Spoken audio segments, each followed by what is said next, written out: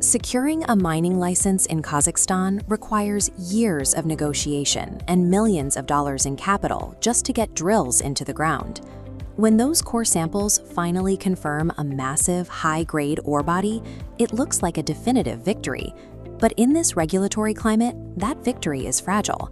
Even with perfect geology, a multi-million-dollar asset can be rendered permanently worthless overnight. Owning the exploration rights to a rich deposit provides no guarantee that the state will ever allow a single ounce of it to be extracted.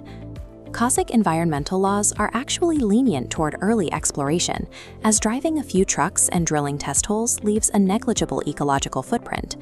The real danger begins when an investor attempts the transition from that quiet exploration phase into full-scale industrial extraction. Look at the scale of this open-pit mine. The moment engineers design a footprint like this, mapping out the pit, the processing plant, and the tailings, hidden surface restrictions are finally exposed. If the mine overlaps with a protected zone, the government steps in. The project is declared legally dead, incinerating every dollar spent on drilling.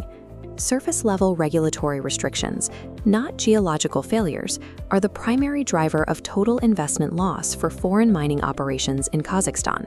To bypass these dead ends, ECO2 created the Pre-Project Regulatory Risk Audit, or Fatal Flaw Analysis. Most investors follow a linear timeline. They explore first and design second, only to hit a regulatory barrier after the money is spent. We flip the sequence. Using reverse engineering, we ignore the site's current exploration status and evaluate the final mine first. Before a single drill rig is ever mobilized, we virtually place a full-scale mining complex, complete with pits, waste dumps, and tailings, directly into the license boundaries. Predicting the end at the very beginning is the only mathematical way to protect shareholder capital. Once that virtual industrial footprint is placed, we subject it to a severe stress test against current Kazakh law across 5 critical pillars. First, we identify overlaps with state forestry lands. In these protected pine forests, industrial land transfer is legally blocked or carries an unfeasibly high cost.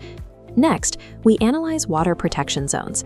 Local authorities can expand these buffer zones hundreds of meters from the water, triggering strict bans on subsoil operations. The third pillar evaluates proximity to local communities. Hazardous mining requires massive sanitary protection zones, and the risk of social protest can freeze a project indefinitely. We assess regional background pollution.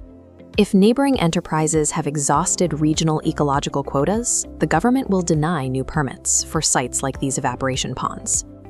Finally, we expose brownfield risks.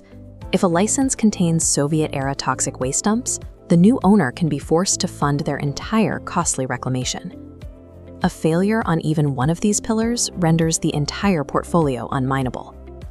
This complex audit is distilled into a definitive answer for the investor, delivered through a prioritized portfolio risk map. The red zone indicates a fatal flaw. Abandon the asset immediately to save capital from futile exploration. The yellow zone identifies manageable risks. The financial model must adapt for extra costs and up to 24 months of delays. And the green zone confirms the site is free of restrictions, authorizing